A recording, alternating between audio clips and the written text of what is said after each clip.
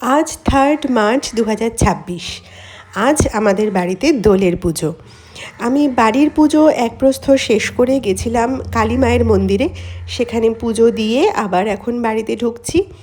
এরপর সারা দিন ধরে আমাদের বাড়িতে কীভাবে পুজোর জোগাড় চলছে সবটা তোমাদের সাথে আজকে আমি ভাগ করে নেব। এখানে সব কিছু জোগাড়যন্ত্র করা আছে। এখানে হচ্ছে ব্রকলির তরকারি, আর ওই পাশে আরেক প্রস্থ চলছে। এই যে আমি ভুলে যাচ্ছি বলে মনিকা আমাকে দেখিয়ে দিচ্ছে যে কি কি আছে। এটা কি ধোকা হবে এটা দিয়ে। এখানে সব জোগাড় করা।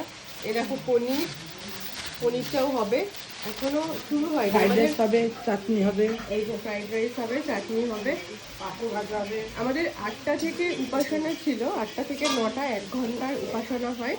আমি ঠাকুরটা দেখিয়ে নিয়ে আসি একবার। এই দেখো ঠাকুর, ওষুধের তুলো, সেই জন্য আমি তাই মনে করছি। এই যে আমাদের বাবামণি, এই যে আমার মা। আর একটা করে ডিম দিত, মা আজকে কি বার, মা আজকে কি বার, এই করে করে করে করে এই হচ্ছে এখন চিকাম কাটছি। আমি বটি দিয়ে কাটতে পারি না, বটি ইউজ করতে পারি না একদম। একটা ছোটোখাটো ছুরি নিয়ে বসেছি, এটাকে কাটতে হবে। যেহেতু ভোগ রান্না হবে তো যে কোনো কিছু দিয়ে তো কাটা যাবে না। ঠাকুরের কাছে যে ছুরিটা ছিল সেটা ছোট্ট একটা ছুরি। হ্যাঁ কি বলছো? হ্যাঁ ঠিক আছে। ক্যাপসিকাম কাটা কমপ্লিট।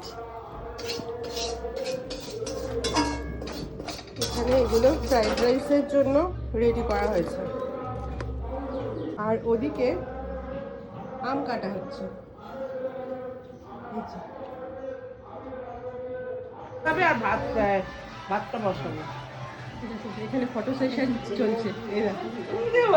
এই যে তোরা দুজন দাঁড়াচ্ছে এখানে, দেখি এখানে ভূতের ফটো সেশন চলছে। এই যে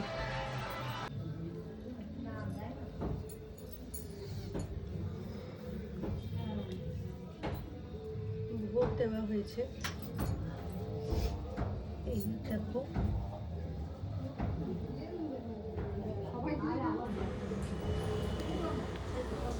আর এখানে ছিল আমাদের গেস্টদের জন্য খিচুড়ি, আর ওদিকে হচ্ছে পাঁপড়, চাটনি, এছাড়া ছিল মিষ্টি দই আর নলেন গুড়ের রসগোল্লা, আর এইটার মধ্যে হচ্ছে আলুর দম। এই যে মেনুটা কেমন ছিল গো? তোমাদের যদি অন্য কিছু আইডিয়া থাকে সেটা আমায় দিতে পারো, কিন্তু আমি পরের বার সেরকমভাবেই মেনুগুলো ফিক্সড করব।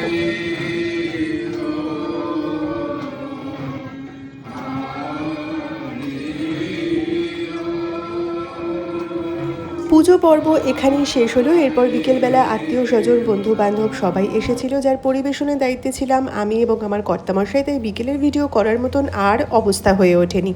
আপাতত এইটুকুই, টাটা, সবাই ভালো থেকো কিন্তু।